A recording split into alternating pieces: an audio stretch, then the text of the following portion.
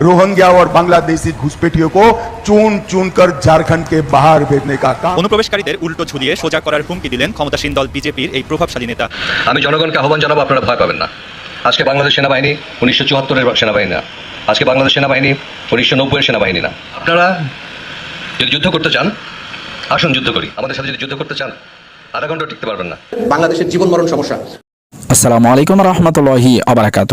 সম্মানিত দর্শক, এই প্রথম এমন ঘটনা ঘটেছে, এর আগে কখনো ঘটেছে কিনা সেটি আমাদের সকলেরই হয়তোবা অজানা। এবার সরাসরি ভারতের চোখে চোখ রেখে ভারতের সামনে সিনা টান করে দাঁড়িয়ে কথা বললেন বাংলাদেশের সেনাবাহিনী। ভারত বাংলাদেশের সাধারণ জনগণ ও রোহিঙ্গা নিয়ে মন্তব্য করায় এবং বাংলাদেশকে হুঁশিয়ারি কিংবা হুমকি দেওয়াতে সরাসরি ভারতকে রক্তচক্ষু দেখালেন বাংলাদেশের সেনাবাহিনী। বাংলাদেশ সেনাবাহিনী একটি গর্বের নাম। বাংলাদেশের একটি এমন বাহিনী যারা শান্তিরক্ষা বাহিনীর যেই তকমা পেয়েছেন বিশ্ব মানবাধিকার সংস্থা কিংবা জাতিসংঘ থেকে, যেখানে বিশ্বের বিভিন্ন প্রান্তরে শান্তিরক্ষা মিশনে কাজ করে যাচ্ছেন বাংলাদেশ সেনাবাহিনী। বাংলাদেশ সেনাবাহিনী যারা বাংলাদেশের গৌরব, বাংলাদেশের উজ্জ্বল নক্ষত্র, সেই সেনাবাহিনী এবার সরাসরি ভারতকে হুমকি দিচ্ছেন এবং ভারতকে যেই আধা ঘন্টা সময়ের কথা বললেন, যেটি আপনারা ভিডিওর ইন্ট্রোতে শুনেছেন। দর্শক, এটাই হচ্ছে বাংলাদেশের সেনাবাহিনী।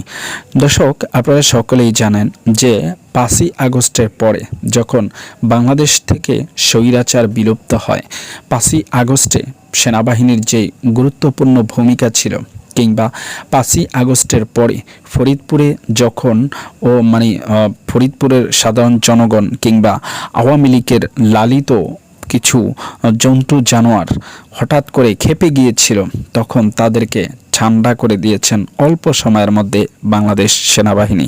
দর্শক, এমন একটি গৌরব উজ্জ্বল নক্ষত্র বাংলাদেশে, যারা দেশের শান্তি রক্ষার্থে যেমন দেশের বিশ্বের বিভিন্ন প্রান্তরে কাজ করে থাকেন, ঠিক তেমনইভাবে যখন দেশে অস্থিতিশীল অবস্থা, যখন স্বৈরাচার সরকার দেশ থেকে পালিয়েছেন, ঠিক সেই সময় বাংলাদেশের শান্তি রক্ষা ফেরানোতেও যেন বাংলাদেশ সেনাবাহিনীর ভূমিকা কোনো অংশে কম নয়।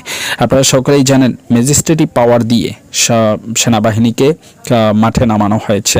তবে সেনাবাহিনীর এই মাঠে নামাকে কেন্দ্র করে এবার বিভিন্ন মহলে আলোচনা চললেও বাংলাদেশ সেনাবাহিনীর যেই গুরুত্বপূর্ণ ভূমিকা কিংবা তাদের যেই কাজ, সেই কাজ নিয়ে এখনো পর্যন্ত মন্তব্য করার মতো কেউই কোনো কিছু খুঁজে পাননি। আপনারা সকলেই জানেন যে বাংলাদেশের 5ই আগস্ট যখন সাবেক প্রধানমন্ত্রী শেখ হাসিনা দেশ ছেড়ে চলে যান, ঠিক সেই সময় কিন্তু সর্বপ্রথম জাতিকে এবং বাংলাদেশের সাধারণ জনগণকে এবং বিক্ষুব্ধ জনতাকে সুষ্ঠু এবং স্বাভাবিক থাকার জন্য যিনি সর্বপ্রথম কথা বলেছেন, তিনি হচ্ছেন বাংলাদেশের সেনাপ্রধান ওয়াকারুজ্জামান।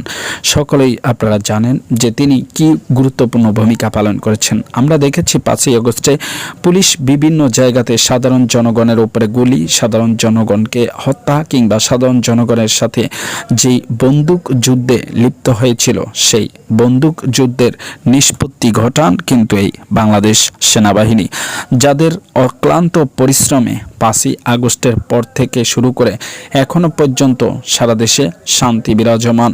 তবে কিছু বিচ্ছিন্ন ঘটনা এখনো ঘটে যাচ্ছে, তবে সেটিও খুব অল্প সময়ের মধ্যেই উত্তরণ ঘটবে বলে মনে করছেন বাংলাদেশ সেনাবাহিনী। দর্শক, বাংলাদেশ সেনাবাহিনী এমন একটি গৌরবের জায়গা, যারা বিভিন্ন সময় আমরা দেখেছি যখন বন্যা দুর্গত এলাকায় মানুষদের পাশে দাঁড়ানোর জন্য কাউকে খুঁজে পাওয়া যায় না, ঠিক সেই সময়ও কিন্তু বাংলাদেশ সেনাবাহিনী কাজ করে যাচ্ছেন। শুধু তাই নয়, দেশের বিভিন্ন প্রান্তরে যখন খাল খনন, নদী বাঁধ নির্মাণ কিংবা ভেরিবাঁধ নির্মাণ সহ বিভিন্ন জায়গাতে নদী ভাঙ্গন রোধে কিংবা দেশের বিভিন্ন উল্লেখযোগ্য যে সকল উন্নয়নমূলক কর্মকাণ্ডগুলো আছে, সেগুলোতে গুরুত্বপূর্ণ দায়িত্ব পালন করে থাকেন বাংলাদেশ সেনাবাহিনী। এবার সেই সেনাবাহিনীকেই যেন খেপিয়ে তুলল ভারতকেও ছেড়ে কথা বলল না বাংলাদেশ সেনাবাহিনী।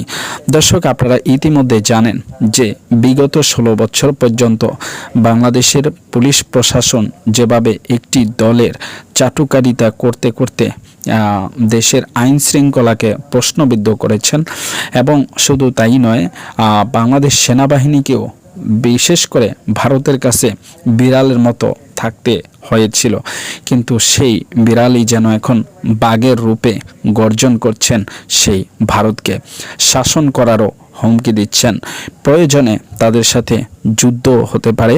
শুধু তাই নয়, বর্ডারে যদি কোনো রকমের উস্কানিমূলক কোনো কিছু ঘটে তাহলে পিঠ নয়, সরাসরি মুখোমুখি কথা হবে বলেও হুঁশিয়ারি দিচ্ছেন বাংলাদেশ সেনাবাহিনী। দর্শক, আপনারা কি মনে করেন বাংলাদেশ সেনাবাহিনী বর্তমানে যে দায়িত্ব পালন করছেন এটি কি প্রশংসাযোগ্য কিনা, কিংবা আগামী নির্বাচনে যদি সরাসরি সেনাবাহিনীর হস্তক্ষেপে নির্বাচন হয় তাহলে সেটি কেমন হয়? আপনাদের মতামত অবশ্যই জানাবেন বিস্তারিত কমেন্টস বক্সে।